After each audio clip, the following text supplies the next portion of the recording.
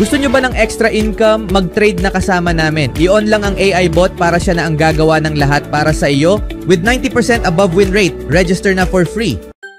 Jordan Goodwin nasa Suns na. Ace Bailey masyadong matiwala sa sarili. Nakikita ang sariling magkakaroon ng 6 na championship. At former Warrior 37% 3-point shooter pumirma na sa Spurs. Kamakailan lang nakuha ng Los Angeles Lakers si Marcus Smart mula sa buyout market matapos siyang magkasundo kasama ang Washington Wizards na maghiwalay ng landas. Ang recruitment ay pinangunahan ni Luka Doncic na personal na tumawag kay Smart upang hikayatin siyang sumali sa Los Angeles, isang bagay na bihira niyang gawin sa kanyang career. Upang maging opisyal ang paglagda, kinailangan ng Lakers na magkaroon ng financial flexibility kaya nila ini-waive sina Shake Milton at Jordan Goodwin. Ang pag-waive kay Goodwin ay tila isang hakbang na ayaw talaga nilang gawin, ngunit hindi sila nakahanap ng trade partner para kay Dalton Knecht o para sa mas malalaking kontrata tulad ni na Gabe Vincent o Maxi Kleber. Bago pa man makapasok siya sa free agency, siya ay na-claim agad mula sa waivers ng Phoenix Suns ayon kay Shams Charania ng ESPN. Bihira ito sa NBA dahil karamihan ng mga na-waive na players ay umaabot ng 2 araw at saka palang nagiging free agents. Ngunit pinahalagahan ng Phoenix Suns ang kanyang kontrata na nasa paligid ng $2 milyong kaya't kinuha siya. Naglaro si Goodwin sa 29 na laro para sa Lakers noong nakaraang season na may average na 5 puntos, 4 na rebounds at 1 steal kada laro.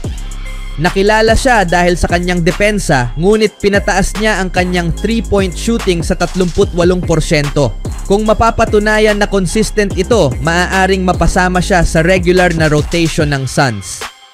Bago ang kanyang panahon sa Lakers, naglaro siya para sa Washington Wizards. Kasama siya sa trade para kay Bradley Beal na nagdala sa kanya sa Phoenix Suns, kaya ito na ang kanyang pangalawang stint sa Phoenix.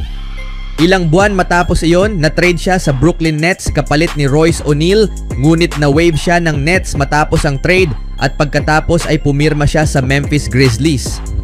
Pumirma si Goodwin ng 2-way contract sa Lakers noong Pebrero ng season na ito bago siya na-convert sa isang standard NBA contract noong Marso. Sa sumunod na balita naman, si Ace Bailey, ang rookie ng Utah Jazz, ay tila matagal nang may kumpiyansa sa kanyang kakayahan na makarating sa NBA. Kahit noong siya'y 9 na taong gulang pa lamang, alam na niya sa puso niya na hindi lang siya makakapasok sa NBA, kundi mananalo rin siya ng 6 na championship rings bago siya mag 20 years old. Sa isang post sa Instagram ng GSE Worldwide, ipinakita ang recap ng draft day experience ni Bailey kabilang ang ilang video mula sa kanyang kabataan.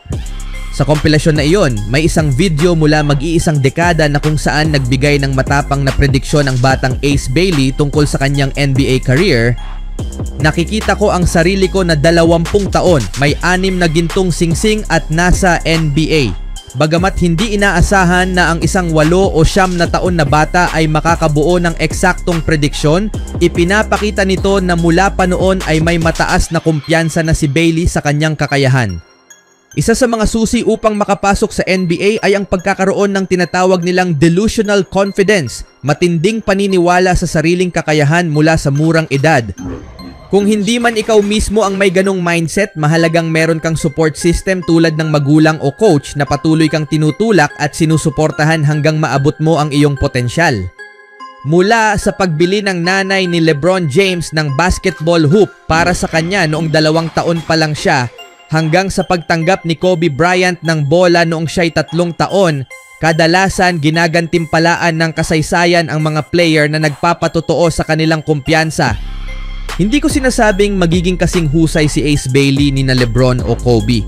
Ngunit bago pa man ang NBA draft, buo na ang loob ni Bailey na kaya niyang mapabilang sa top 5 picks kahit hindi pa siya nagpa-workout sa kahit anong team. Tinanggihan pa nga niya ang workout ng Utah Jazz na siyang kumuha sa kanya sa draft, bagay na halos magpaiyak sa kanya sa sobrang emosyon. Sa kabila ng mga kontrobersyal na chismis gaya ng umano'y hindi niya pagdalo sa training camp, pumayag din si Bailey na maglaro para sa Jazz. Sa NBA Summer League, 2 laro lamang ang kanyang nilaro sa Salt Lake City portion at hindi na siya nakapaglaro sa Las Vegas dahil sa injury sa balakang. Sa 2 larong iyon, nag-average siya ng 13 puntos, 7 rebounds at 2 assists. Sa kanyang college career, nag-average si Bailey ng 17 puntos, 7 rebounds at 1 assist kada laro habang may 46% shooting mula sa field at 34% mula sa 3-point range para sa Rutgers Scarlet Knights.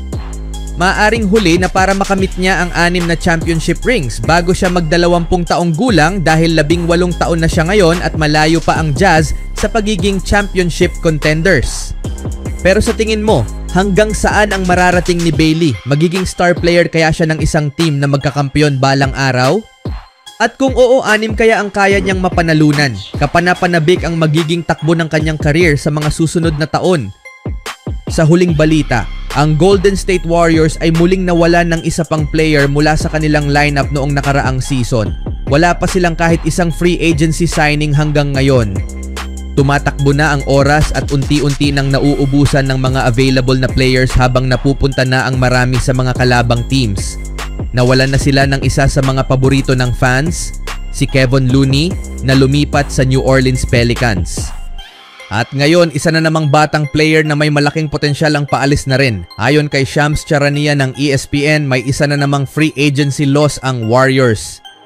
Ang free agent guard na si Lindy Waters ay pumirma ng 1 taon na kontrata sa San Antonio Spurs ayon sa kanyang mga ahenteng sina Shai Sai at Winston Nelson ng Clutch Sports sa panayam ng ESPN.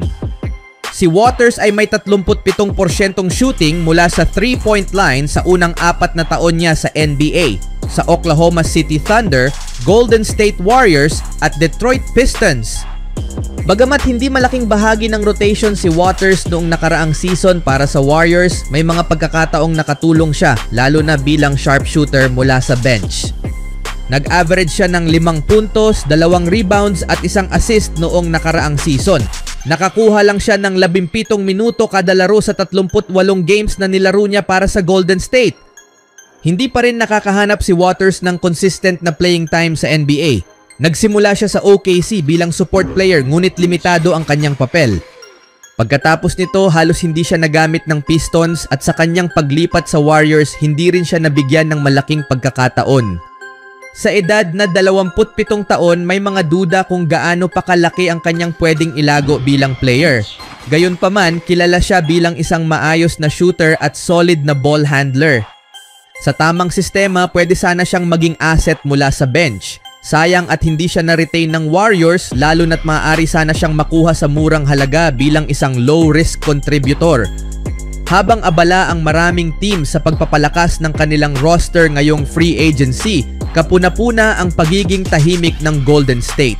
Sa gitna ng aktibong galawan ng iba, tila walang konkretong hakbang o malinaw na direksyon ang Warriors na maaaring magdulot ng tanong kung ano nga ba ang kanilang plano para sa nalalapit na season.